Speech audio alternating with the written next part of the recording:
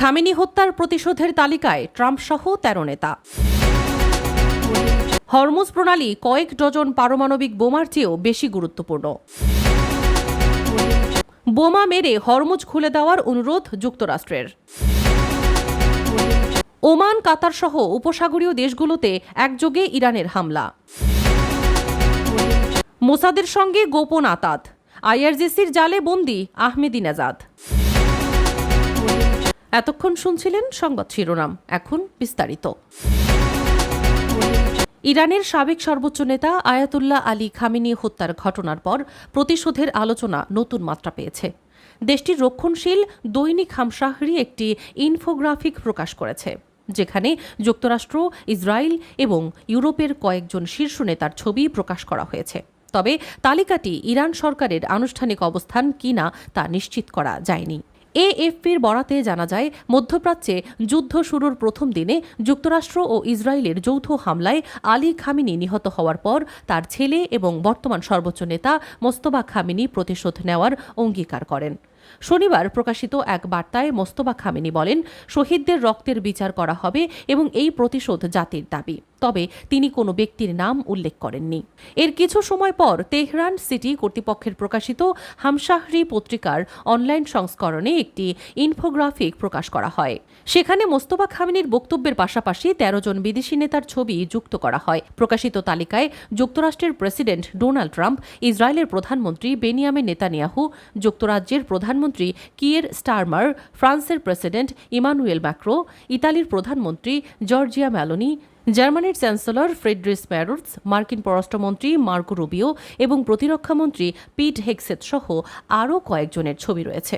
তবে এএফপির প্রতিবেদনে বলা হয়েছে, এই তালিকা ইরান সরকারের আনুষ্ঠানিকভাবে অনুমোদিত কিনা সে বিষয়ে কোনো নিশ্চিত তথ্য প্রকাশ করা হয়নি। যুদ্ধ চলাকালে ইরান অভিযোগ করেছিল, কয়েকটি ইউরোপীয় দেশ তাদের ভূখণ্ডে হামলার নিন্দা জানাতে ব্যর্থ হয়েছে। একই সঙ্গে যুক্তরাষ্ট্রের সামরিক বিমানকে আকাশসীমা ব্যবহারের সুযোগ দিয়ে তারা হামলার সহযোগিতা করেছে বলেও তেহরানের অভিযোগ। এই পরিস্থিতিতে মধ্যপ্রাচ্যের চলমান উত্তেজনা এবং কূটনৈতিক বিরোধ আরও গভীর হওয়ার আশঙ্কা দেখা দিয়েছে।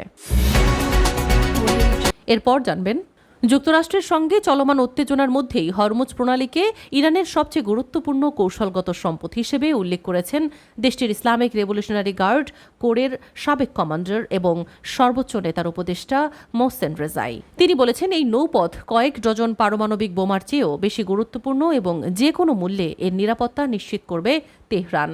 ইরানের বার্তা সংস্থা আইএসএনএ এবং তাসনিম নিউজ এজেন্সির প্রতিবেদনে রেজাই বলেন, হরমুজ প্রণালী শুধু একটি সামুদ্রিক পথ নয়, এটি ইরানের প্রতিরক্ষা, জাতীয় নিরাপত্তা এবং আঞ্চলিক কৌশলের অন্যতম প্রধান ভিত্তি। তিনি জোর দিয়ে বলেন, দেশের স্বার্থ রক্ষায় এই কৌশলগত নৌপথকে নিরাপদ রাখতে ইরান প্রয়োজনীয় সব ধরনের ব্যবস্থা নিতে প্রস্তুত।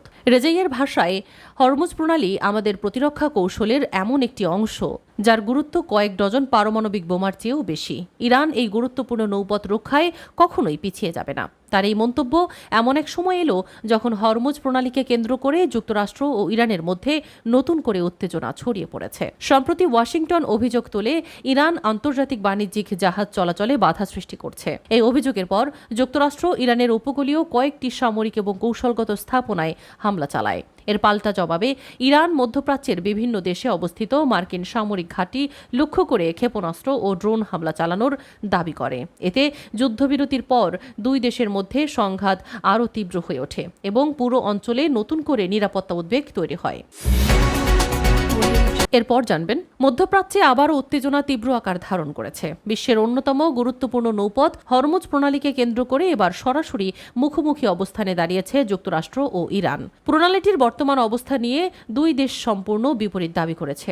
যুক্তরাষ্ট্র বলছে, হরমুজ প্রণালী এখনও আন্তর্জাতিক নৌযান চলাচলের জন্য উন্মুক্ত রয়েছে। অন্যদিকে ইরান ঘোষণা দিয়েছে, পরবর্তী নির্দেশ না দেওয়া পর্যন্ত প্রণালীটি বন্ধ থাকবে এবং তাদের অনুমতি ছাড়া কোনো জাহাজ চলাচল করতে পারবে না। যুক্তরাষ্ট্রের দাবি, হরমুজ প্রণালীতে একটি বাণিজ্যিক জাহাজে হামলার জবাব হিসেবে তারা ইরানের 140টিরও বেশি সামরিক লক্ষ্যবস্তুতে ব্যাপক হামলা চালিয়েছে। মার্কিন সেন্ট্রাল কমান্ড জানিয়েছে সাইপ্রাসের পতাকাবাহী কন্টেইনার জাহাজ MBGFS গ্যালাক্সিতে হামলার জন্য ইরানকে দায়ী করা হয়েছে। হামলায় জাহাজটির ইঞ্জিন কক্ষ ক্ষতিগ্রস্ত হয় এবং একজন নাবিক নিখোঁজ রয়েছেন বলেও দাবি করেছে ওয়াশিংটন। এদিকে যুক্তরাজ্যের UK ম্যারিটাইম ট্রেড অপারেশনস জানিয়েছে নিরাপত্তা ঝুঁকির কারণে জাহাজটির নাবিকরা জাহাজ ছেড়ে লাইভ বোটে আশ্রয় নিতে বাধ্য হয়। অন্যদিকে ইরানের ইসলামিক রেভলিউশনারি গার্ড কর্পস জানিয়েছে জাহাজটি তাদের নির্ধারিত নৌপথ অনুসরণ না করায় সেটিকে লক্ষ্য করে অভিযান চালানো হয়। একই সঙ্গে ভবিষ্যতে হরমুজ প্রণালীতে চলাচলকারী সব জাহাজকে ইরান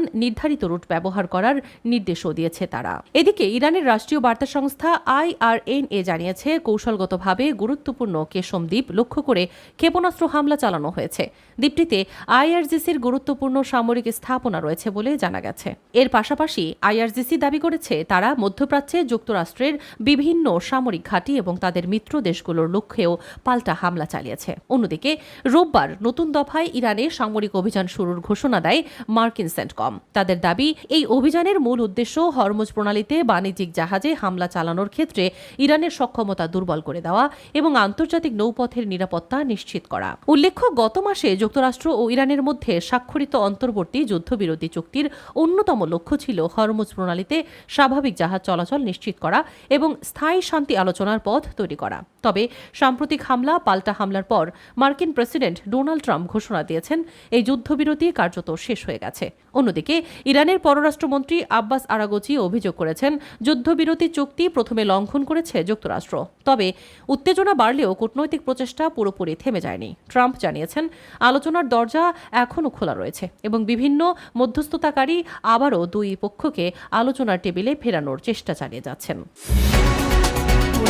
আরও জানবেন, মধ্যপ্রাচ্যে উত্তেজনা আরও তীব্র আকার ধারণ করেছে। চলতি সপ্তাহে টানা তৃতীয় রাতের মতো ইরানে ব্যাপক বিমান হামলা চালিয়েছে যুক্তরাষ্ট্র। এর জবাবে উপসাগরীয় অঞ্চলে অবস্থিত মার্কিন সামরিক ঘাঁটি ও কৌশলগত স্থাপনাগুলোতে ক্ষেপণাস্ত্র ও ড্রোন হামলা চালানোর দাবি করেছে ইরানের ইসলামিক রেভলিউশনারি গার্ড কর্পস। ফলে দুই দেশের মধ্যে চলমান সংঘাত আরও বিস্তৃত হওয়ার আশঙ্কা দেখা দিয়েছে। কাতার ভিত্তিক সংবাদ মাধ্যম আল জাজিরার প্রতিবেদনে বলা হয়েছে যুক্তরাষ্ট্রের সর্বশেষ হামলার পরপরই IRGC একাধিক সামরিক অভিযানের ঘোষণা দেয়। ইরানের রাষ্ট্রীয় সম্প্রচার মাধ্যম IRIBর বরাতে জানানো হয় ওমানের দুকম বন্দরে মার্কিন বিমান বাহিনী রণতরীর জন্য ব্যবহৃত রসদ সরবরাহ কেন্দ্র এবং জ্বালানি ভরার স্থাপনায় ভারী এবং আকস্মিক হামলা চালানো হয়েছে।